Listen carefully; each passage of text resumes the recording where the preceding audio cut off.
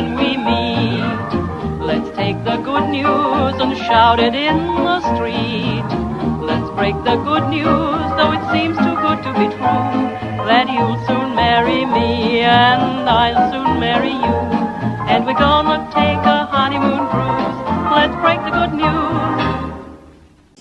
Hello everybody, my name is Billy and I'm a young 80-year-old. I came in this world in 1938. My friend reckons I've got a lot of interesting experiences in my early life, so it'd be better for me to do this than writing a book, because I can't fucking spell over a 4-letter word. So here we go. My first experience I can remember was when I was 2 years old.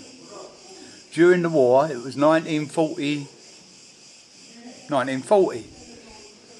My sister was bringing a kettle that she boiled up on the fire in the lounge, bring it into the kitchen, just as the man knocked on the door. He was an insurance man. I ran from the garden through the kitchen and bumped into the kettle when she was bringing it into the kitchen and got scalded down the side of my head. Luckily I had a little pixie hat on, so it didn't do a lot of damage. The next episode I can remember was when I was 4 years old, when everybody in the house was crying when the postman had been. And it was a letter to inform my mother that my dad was missing at sea. What was the name of your dad's ship? Actually, the ship collided with the Queen Mary. It was HMS Curacoa, and it collided with the Queen Mary. It was its escort ship, and the Queen Mary sunk it in 5 minutes. And 300 men died on the ship. That's the next episode was. That was that.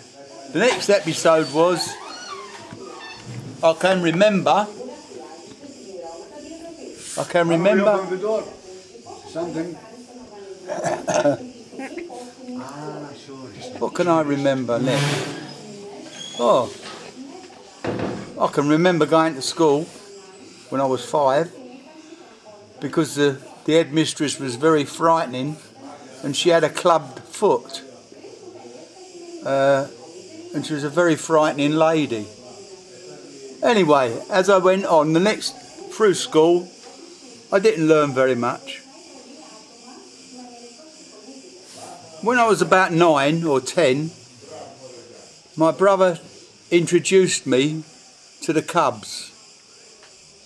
By the way, my brother was 17 years older than me, and I had an older sister that was 18 years older than me.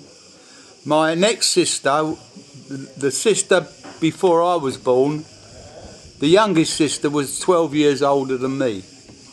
Anyway, my brother took me to the Cubs, and on the Sunday, when we was at church, he made me go into the vestry and pump the organ while everybody else was saying prayers and singing and whatever. Well, you got a gauge on the organ thing. When you're pumping it until the gauge goes up to a certain level, then you ain't got to pump no more because they're not using it. Well, anyway, it weren't getting used because they were saying prayers and not having music. Anyway, I got bored on my own in this vestry place, and I saw all these coats hanging up around the walls. And I thought, oh, let's go and see what's in them. And I dipped the pockets and I found a gold watch. And I thought, oh, that's handy. I didn't know it was gold, but it was a nice looking watch. So I put it in my pocket and forgot all about it until later. By the way, I learned how to pilfer quite regularly because my mother was bringing me up on 25 shillings a week for me and her war pension. 25 shillings a week. So I didn't get very much, and I didn't get what all the other kids in the street got. In fact, I got what they didn't, what they wore, what they grew out of is what I got. Anyway, a day later, my brother, or 2 days later, come to me and said, "Where's the watch?" I said, "What watch?" He said, "You know what watch." Anyway, in the end, he made me tell him and give him the watch back. And that finished my Cubs, my time in the Cubs or the church.